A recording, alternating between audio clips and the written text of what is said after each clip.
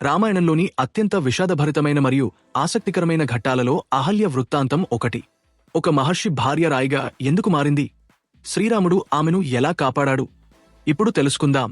బ్రహ్మదేవుడు ప్రపంచంలోని అత్యంత సౌందర్యవతులైన స్త్రీలందరిలోని ఉత్తమ గుణాలను కలిపి అహల్యను సృష్టించాడు. అహల్య అంటే ఏ విధమైన లోపము లేనిది అని అర్థం. ఆమె అందానికి ముగ్ధుడైన ఇంద్రుడు ఆమెను ఎలాగైనా వివాహం చేసుకోవాలనుకున్నాడు. కాని బ్రహ్మదేవుడు ఒక పోటీ పెట్టాడు. ఎవరు భూమండలాన్ని ముందుగా చుట్టి వస్తారో వారికే అహల్య దక్కుతుంది. ఇంద్రుడు తన వాహనంపై భూమి చుట్టూ తిరగడానికి వెళ్లగా గౌతమ మహర్షి మాత్రం కామధేనువు చుట్టూ ప్రదక్షిణ చేశాడు.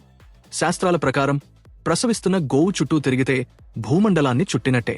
దీంతో బ్రహ్మ అహల్యను గౌతముడికి ఇచ్చి వివాహం జరిపించాడు. వివాహం తర్వాత కూడా ఇంద్రుడు అహల్యపై వ్యామోహాన్ని వీడలేదు. ఒకరోజు గౌతమ మహర్షి తెల్లవారుజామున నదికి స్నానానికి వెళ్లినప్పుడు ఇంద్రుడు మహర్షి రూపం ధరించి అహల్య వద్దకు వచ్చాడు. తిరిగి వచ్చిన గౌతమ మహర్షికి విషయం అర్థమే ఆగ్రహంతో ఆగిపోయాడు. ఇంద్రుడిని ఒళ్లంతా 1000 కళ్ళు వచ్చేలా శపించాడు. అహల్యను, నువ్వు కేవలం గాలిని ఆహారంగా తీసుకుంటూ ఎవరికీ కనిపించకుండా ఈ ఆశ్రమంలోనే ఒక రాయిలా పడి ఉండు అని శపించాడు. శాపమిచ్చిన తర్వాత మహర్షి మనసు కరిగింది.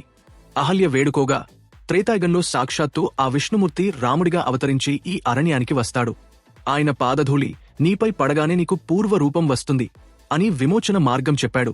1000 సంవత్సరాల తర్వాత విశ్వామిత్ర మహర్షితో కలిసి రాముడు, లక్ష్మణుడు ఆ అడవి గుండా వెళ్తున్నారు. విశ్వామిత్రుడు ఆ శిల గురించి రాముడికి చెప్పాడు. రాముడు ఆ శిలను సమీపించగా ఆయన పాదధూళి ఆ రాయికి తగిలింది. ఆశ్చర్యకరంగా ఆ రాయి ఒక తేజోవంతమైన స్త్రీగా, అహల్యగా మారిపోయింది. రాముడు ఆమెను తల్లిగా గౌరవించి నమస్కరించాడు. గౌతమ మహర్షి కూడా ఆమెను మళ్లీ స్వీకరించాడు.